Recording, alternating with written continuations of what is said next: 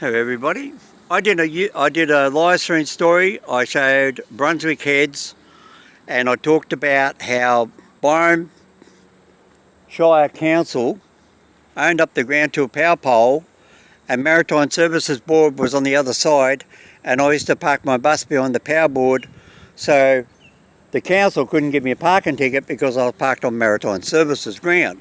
Now, I haven't been here for 20 years, so now this is what they've done. We now got, this is the Brunswick Heads boat ramp down there. See, now there goes a boat, right? Two old blokes on the back of it. Right, they're putting their boat in. This here is Byron Shire Council. This is a sign. Byron Bay Shire Council and New South Wales Government. Brunswick Heads boat ramp upgrade. They've upgraded it. It was 20 years ago I was here, and what I used to do, where the car is with the door open is, I used to drive around there. There's the famous power pole I was talking about. It's still the same power pole, but now Maritime Services Board has put in a boundary poles because all the backpackers, because they could no longer catch a train, went out and bought cars. Then when they bought their cars, they drove up from Sydney. And when they drove up here from Sydney, they then polluted the car parks and the back streets, and the rangers were going around giving them fines. They were defecating, yes, defecating in the public streets around Byron Bay and everywhere else. And then because there was no public toilets, because they didn't want to go stay in a caravan park, because they couldn't afford it, because they spent their money buying a car instead of paying for a hostel, if they had a train to Byron Bay and a train to Mullumbimby and a train to Moolumbar and a train to Stoker Siding or Burring Bar or anywhere else. Right. So because they took all the railway stations away, the backpackers couldn't travel up and down by train, which means they wouldn't have to buy a car for $4,000, which means they would have $4,000 in their budget to go stay in accommodation. Now this is a very typical reaction from them closing the railway line. Now does it make sense? So I used to drive my bus in right there and park right here. Maritime Services ground. There's the row of trees I was talking about. But I was behind where the caravans used to be for all the fishermen.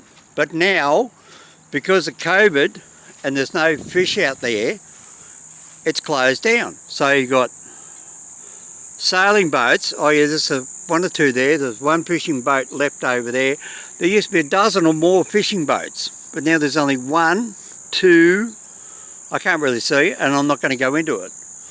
Now, over there is the Brunswick Heads seafood market. That's closed down. It's shut. No more prawns, no fish, no nothing. It's gone bust. So that's why they put these great big white bollards up, so it doesn't turn into a camping squat, right?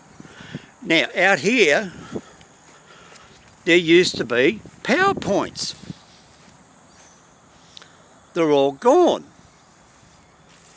right? And there's one picnic table, which was never there, because that is definitely not 20 years old. So all the power boards that used to be out here, you'd walk up and plug your power in for your caravan. See, you can see where the caravans used to sit. That's where they all used to sit. They were all the fishermen. And Maritime Board used to use it up to here. And they used this tree line to give shade to the caravans. But me in a mobile home would sneak in the back door and park here, and the council could not give me a ticket because I was on maritime ground. And then this wasn't here, and I drove out here. And this is where I said in the live stream, the old bloke who lived on a push bike and rode from Tweed Heads to Byron Bay used to come down here and use this free barbecue. And that is still the same free barbecue I used to use 20 years ago. It's still there. And this is what it was. And then people used to camp behind that building around there. And the backpackers used to get in there and they get a ticket. And the council used to come down and say with their tape measure, no, you're on our ground. You get to be behind the trees so far. Now you see what they mean by the word so far. See? Because here's the trees here, but the physical boundary line is way over here. And that's where I used to park my great big 12.5 metre bus and go there. And then there was a walking track up there, which has now been removed. You used to have all bushes along there, and you could sneak up the side up there and go fishing. But now all the bushes are gone, it's now wide open. What a difference. Anyway, from Mr. Hominoid, Brunswick Heads, true story. Why would I lie about it? Right? There's a barbecue. It's not going over there. There's people all over there. So, yeah. And that's where I changed my bus tyre there one day. And the guy said I'd done up the wheel nuts.